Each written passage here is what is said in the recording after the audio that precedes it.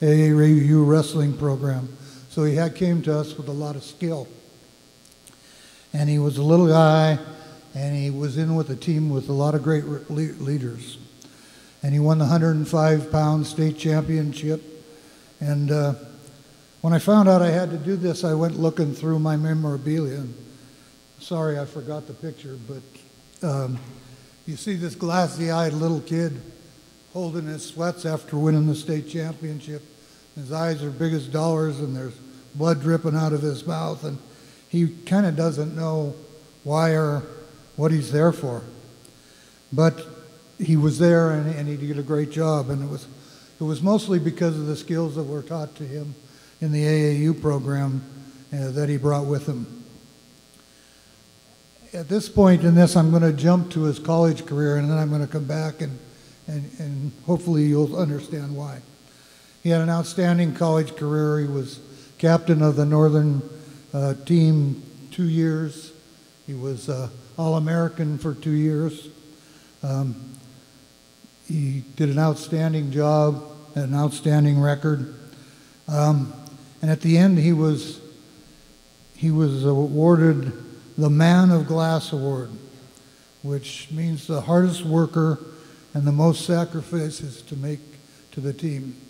And I was reading that, and it struck me as kind of interesting, because now I'm going to go back to his high school career. When he was a sophomore, the year we won the state title, he got 6th place and continued. That offered us a lot and helped us in the tournament. But it wasn't what I expected, and he didn't rise to the level that I expected. And in the bottom line, I don't think he rose to the level he thought he was going to himself. And as a junior, he got a little better, but still wasn't quite to that point that he was when he won the state championship. And I think he just didn't understand that you couldn't just use that raw talent out of AAU. As you got bigger, you had to wrestle and work hard. And I don't know when it was, but before or after his senior year, when he won the state championship, he came to me and he said, you know, I kind of flubbed up the other 2 years, and I'm going to work hard and do what I'm supposed to do.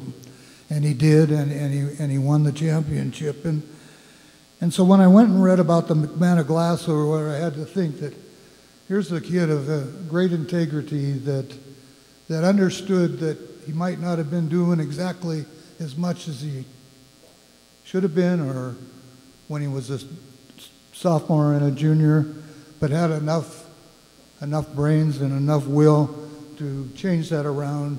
And as you look through his career as a coach, and 4-time state BC champions in Conrad, 15 years of coaching, and a state championship at Butte.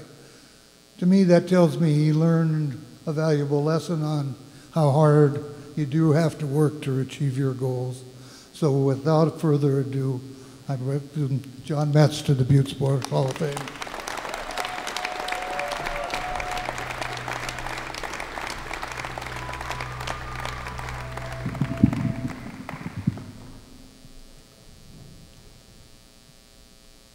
Good evening. It's an honor to be able to speak to you all here tonight. First, I'd like to congratulate the other individuals that have been inducted tonight, as well as the teams that have been entered in the Hall of Fame. What an honor. Also, a big thank you to the committee and those individuals who have worked tirelessly to keep this organization complete. Special thanks to my cousin Kelly for the time he spent putting together the materials for the nomination. When I reflect on the sport of wrestling, I think without wrestling, I would have been a different person. I would not understand or know what it's like to stand on top of a podium and be a state champion, or stand on a podium as an All-American. To walk into a college wrestling room where they're all state champions and lose my first 5 challenge matches as a freshman and never lose another in my remaining 4 years of college wrestling. I wouldn't have been given the opportunity to coach so many great young men, I wouldn't have been given the opportunity to coach with so many great coaches. Two of them here tonight, Dean Gransberry and Kevin Parvinen, salt of the earth. I wouldn't know the feeling of working to complete exhaustion, then getting back up and doing it again. I truly feel sorry for the people that have not experienced the true rewards of blood, sweat, and tears.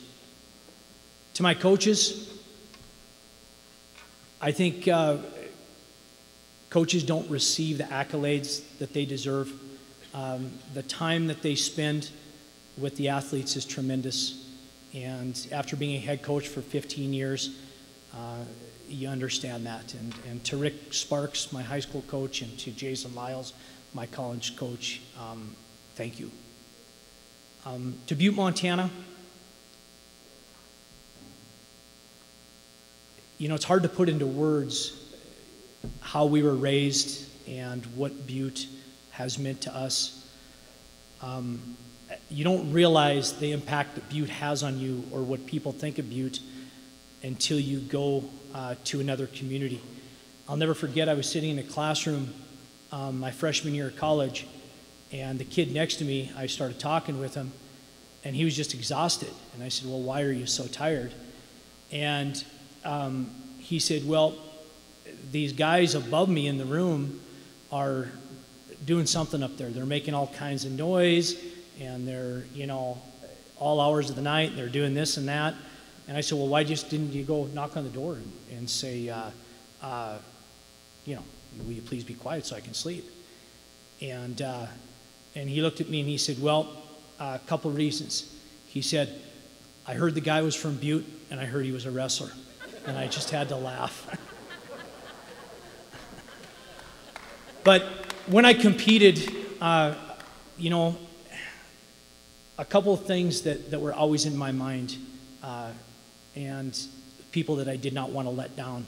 And one was my family, and the other was the city of Butte. No matter where I was at and what I did, it was always in my mind. All that being said, I consider my greatest accomplishment my three daughters, Jonna, Sadie, and Allison. What great young women they have become. My daughter Allie's here tonight. John and Allie were both here last night. To my family that is here tonight, Donnie and Diane Ferder, Timmy and Connie Ferder, Kelly and Summer Ferder, Buddy Walsh, who's also a member of the Hall of Fame. We know in the end it's all about family, and it's a great feeling to always know you can count on people. To Jamie Paul, I'm a lucky man. You're the best. Thank you to her dad, Mike, for being here, and Allie's boyfriend, Patrick. It's awesome. You guys are troopers. It has been a long night. This brings me to my mom and dad, and I saved that for last for a reason. You don't realize how important good parents are until you start getting a little older, right? In high school, you don't know any better. You just think that it's the way it is, and even in college. But I think my eyes were opened when my first year coaching.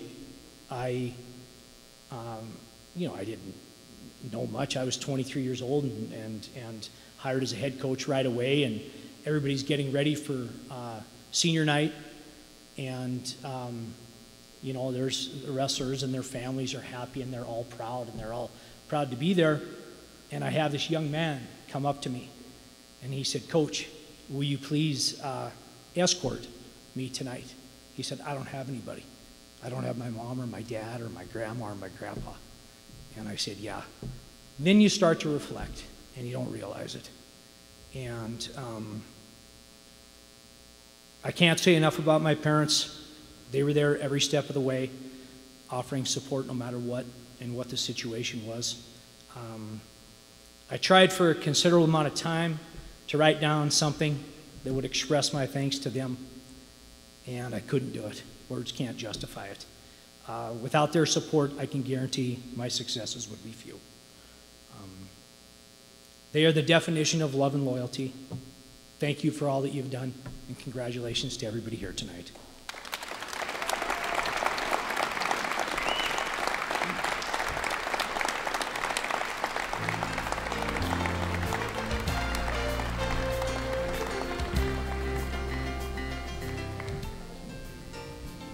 Ladies and gentlemen, that concludes our induction ceremony for this evening. Let's have another nice round of applause for these teams and these wonderful individuals.